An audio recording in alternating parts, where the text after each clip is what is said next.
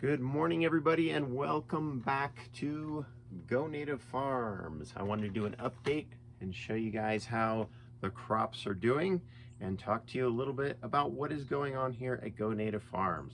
So right here we have the Apache White Mountain corn, and it's doing pretty good. As you can see, some of it in the front, which is not getting a lot of sun.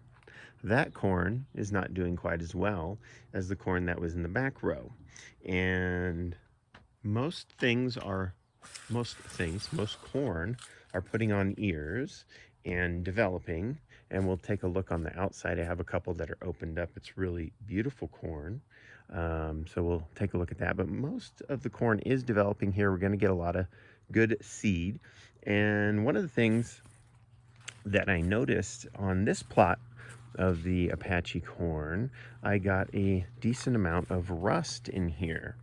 And there are different types of rust, and you can see that not so good looking rust on the plants, which is not desirable, but I haven't treated it with anything. I'm not going to do anything about it other than make sure I don't get it too wet. So I'm not watering from above.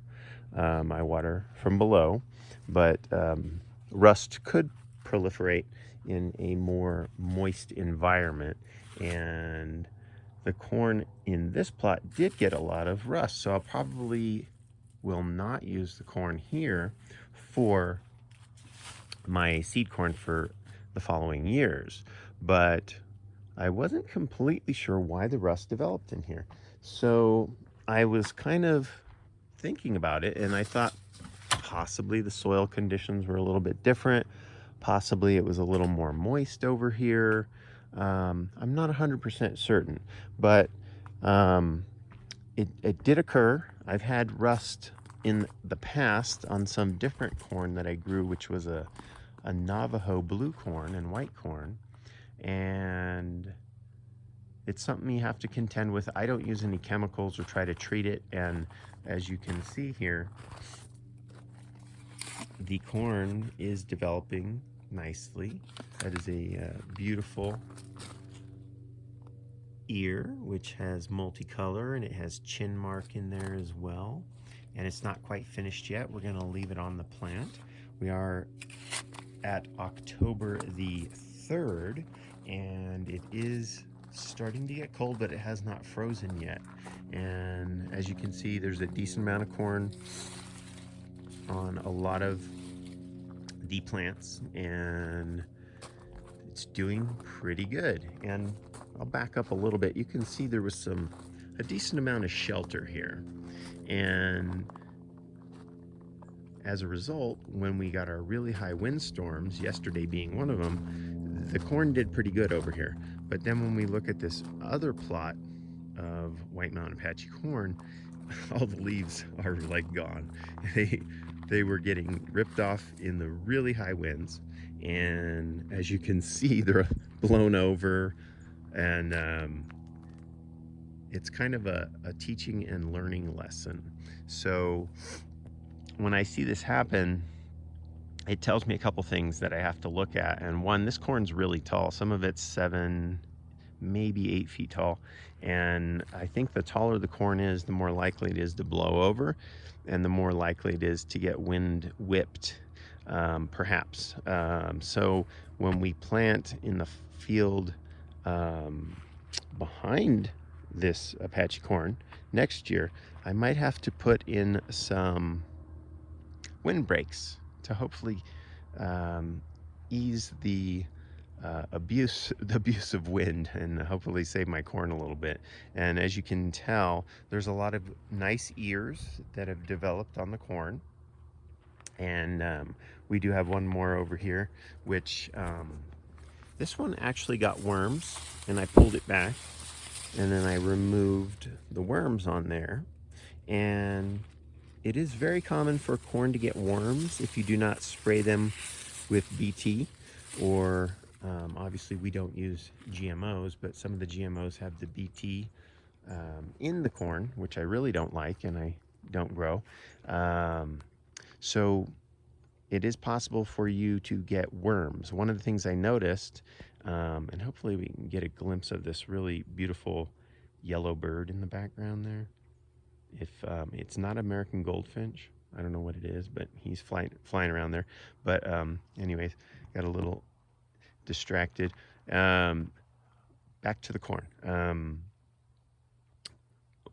Corn can get a lot of worms. So one of the things I noticed this year is I planted later in the season and there's less worms.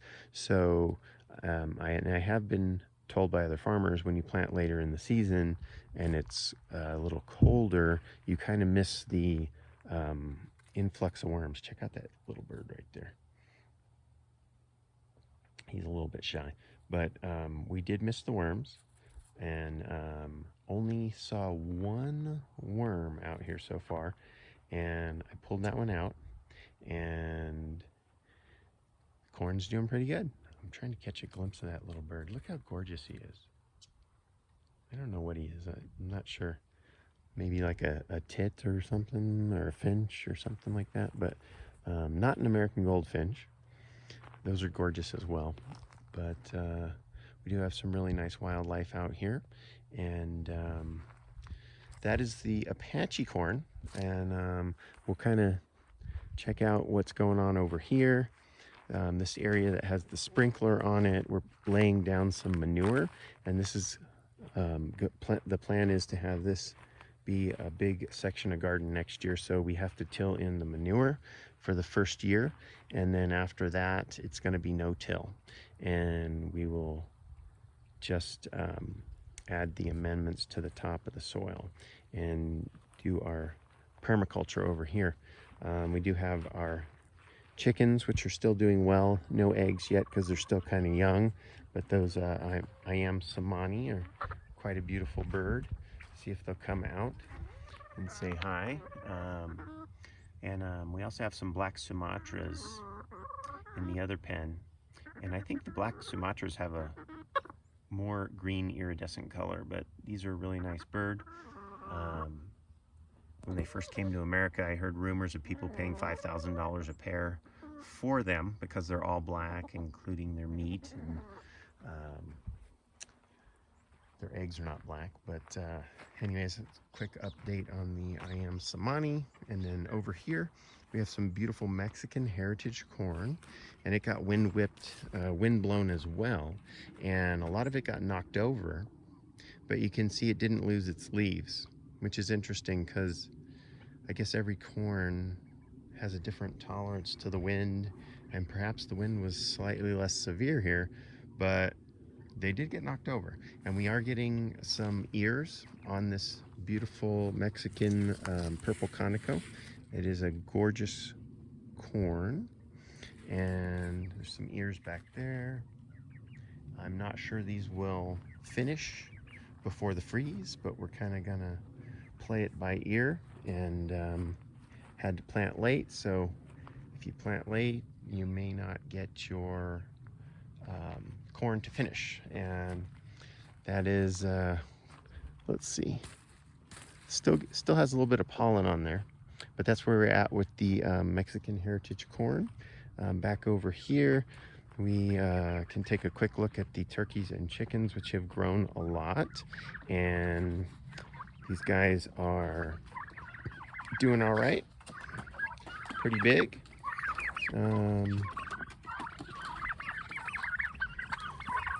You can see those beautiful black Sumatras in there, and when the sun hits them they have a very beautiful iridescent color, green iridescent color to them, and that's kind of what the turkeys and chickens are looking like. We need to expand this pen over here.